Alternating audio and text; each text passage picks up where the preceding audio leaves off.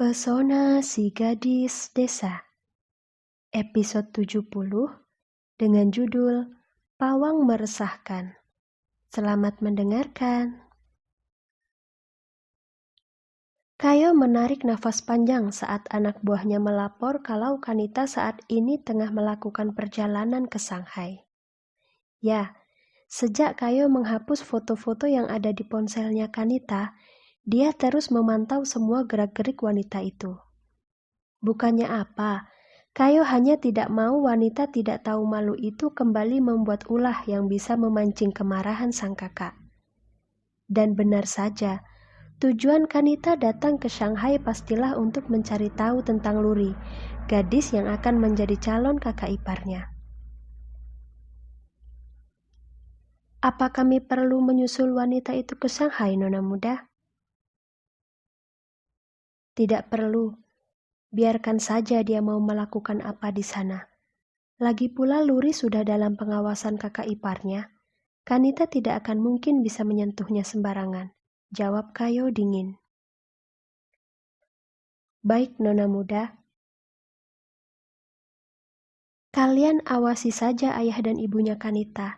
Segera beritahu aku jika mereka melakukan sesuatu yang mencurigakan. Setelah berkata seperti itu, Kayo bergegas masuk ke dalam mobil. Dia berniat pergi mengunjungi kakaknya di perusahaan. Kabar tentang kepergian Kanita ke Shanghai harus secepatnya dia kabarkan pada pria bucin itu sebelum pria itu kembali menggila. Kak, kali ini kau bertemu dengan wanita yang benar-benar bebal. Mantan teman tidurmu itu sepertinya sangat tidak rela melepasmu. Inilah akibatnya jika terlalu rakus. Repot sendiri kan kau jadinya, batin Kayo.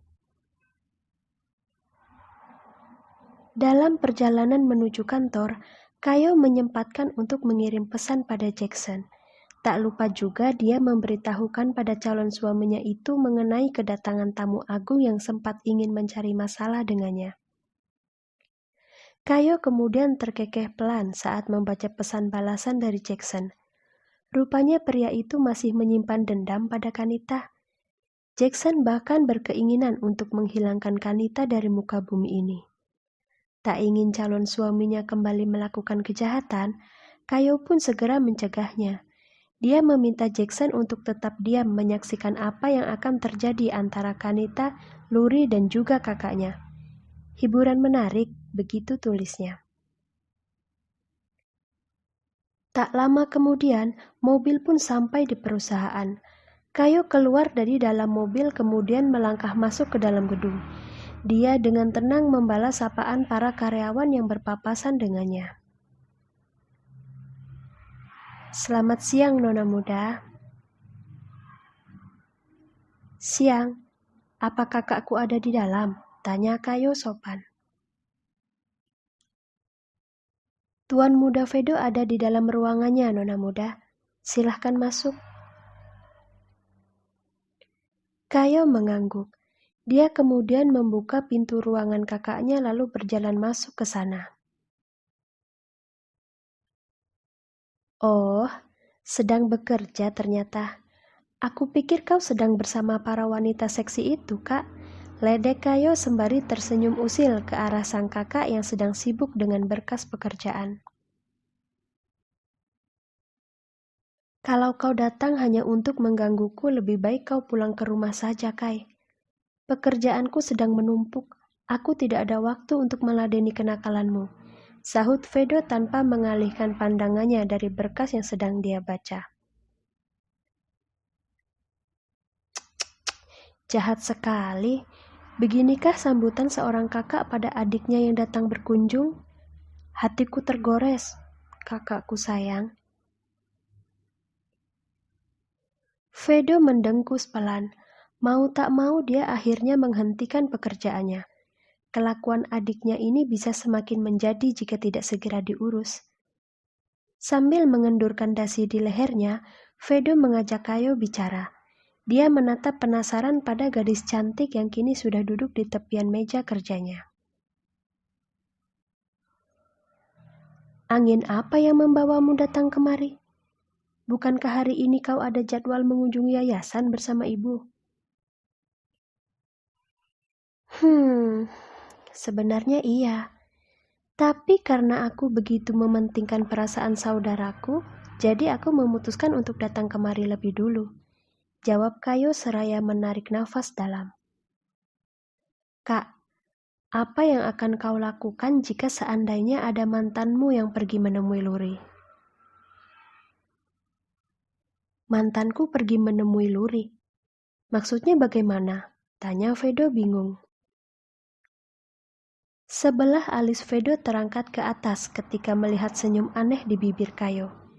Dia kemudian diam berpikir, mencerna maksud dari pertanyaan yang dilayangkan oleh adiknya barusan. Mantan. Menemui Luri. Siapa? Seingat Vedo tidak ada satupun mantannya yang tahu tentang Luri. Kecuali... Sudah ingat sekarang? Tanya Kayo. Dan wanita yang sedang kau pikirkan saat ini sudah hampir sampai di Shanghai. Dia membayar seseorang dari kelompok gelap untuk mencari tahu informasi tentang gadismu itu. Kali ini mantanmu cukup pintar, Kak. Brengsek, beraninya Kanita menyelidiki gadisku, geram Vedo sambil meninju meja. Awas saja kalau dia berani melukai Luri. Akan kupastikan dia dan keluarganya hancur tak bersisa. Dasar wanita sialan. Kayo tersenyum samar melihat reaksi kasar sang kakak. Sambil memainkan ujung rambutnya, Kayo memberitahu kakaknya tentang seseorang yang telah menjaga Luri di sana. Aku yakin Glenn tidak akan mungkin membiarkan kedua adiknya bebas tanpa pengawasan. Dia pasti sudah memberikan penjagaan yang ketat untuk Luri dan Nania. Satu lagi. Kau bilang Nania begitu agresif jika menyangkut tentang keselamatan kakaknya, bukan? Kalau begitu kau tidak usah terlalu khawatir, Kak. Jika Bibi Leona dan Paman Greg saja mampu dibuat bungkam oleh kakak ipar Elea, ada kemungkinan besar kalau Kanita akan kalah telak di tangan Nania. Kau sendiri yang bilang kalau Nania dan kakak ipar Elea mempunyai sikap dan sifat yang hampir sama. Benar tidak? Iya juga ya. Kenapa aku bisa lupa kalau Luri itu dijaga oleh pawang yang sangat meresahkan? Nania dan Elea adalah wanita-wanita yang memiliki lidah beracun. Aku jamin Kanita tidak akan kuat berhadapan dengan salah satu dari mereka. Semoga saja yang ditemui oleh wanita tidak tahu malu itu bukan Luri, tapi Nania. Karena jika itu Luri, aku jamin gadis itu tidak akan menang menghadapi Kanita yang sangat pandai bersilat lidah. Kejadiannya pasti akan sangat berbeda jika Nania yang berhadapan langsung dengan Kanita. Astaga, kenapa aku malah ingin tertawa ya membayangkan Kanita yang dibuat mati berdiri oleh gadis galak itu. Aku jadi penasaran ingin ikut mendengar seperti apa percakapan mereka. Jawab Vedo kemudian tertawa senang. Setelah berkata seperti itu, Vedo berdiri kemudian memeluk Kayo. Kalau saja adiknya ini tidak mengingatkan tentang Nania, mungkin sekarang Vedo sudah menggila dengan menyusul Kanita ke Shanghai. Dia mana mungkin rela gadisnya disentuh oleh wanita yang sudah berulang kali dia tolak. Kak, apa cintamu pada Luri begitu besar? Aku yakin kalau tadi aku tidak menyinggung tentang Nania, saat ini kau pasti sudah tidak ada lagi di perusahaan. Benar tidak? Tanya Kayo meledek sang kakak yang masih memeluknya. Benar sekali. Kau pasti tahulah betapa gilanya aku pada gadis desa itu. Perasaan ini sulit untuk dijelaskan dengan kata-kata, Kai. Karena ini adalah pertama kalinya aku tergila-gila pada seorang wanita.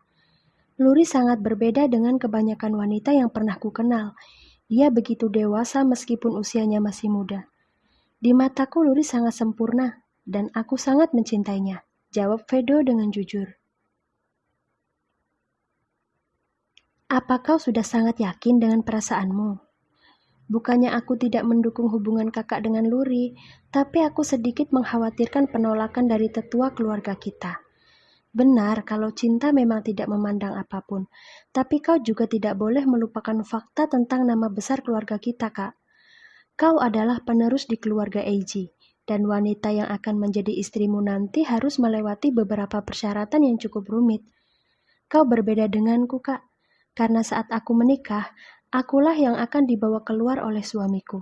Masalah ini sedikit mengganggu pikiranku akhir-akhir ini, ucap Kayo mengeluarkan kegundahan yang dia rasa. Vedo terdiam sejenak. Dia mengurai pelukannya, kemudian menangkup kedua pipi adiknya yang sangat cantik ini. Kai, terima kasih sudah selalu mengingatkan aku.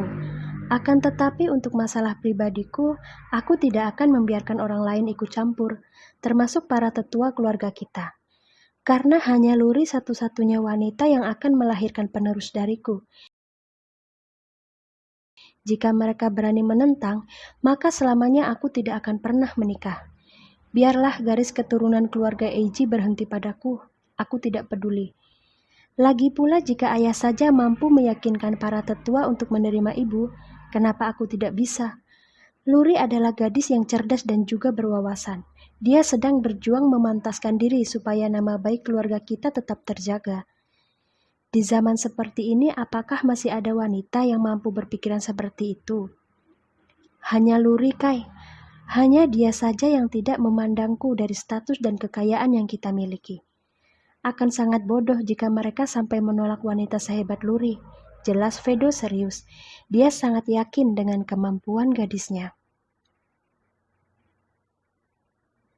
Kayo mendengarkan dengan seksama betapa kakaknya ini begitu menyanjung gadis bernama Luri itu. Dia bisa melihat kalau sang kakak benar-benar serius dengan perasaannya. Kalau kau memang sudah seyakin ini, maka aku ada di pihakmu, Kak. Aku akan membantu Luri agar nantinya dia bisa diterima dengan baik di keluarga kita. Kau yang terbaik, Kai. Aku menyayangimu. Aku juga, Kak.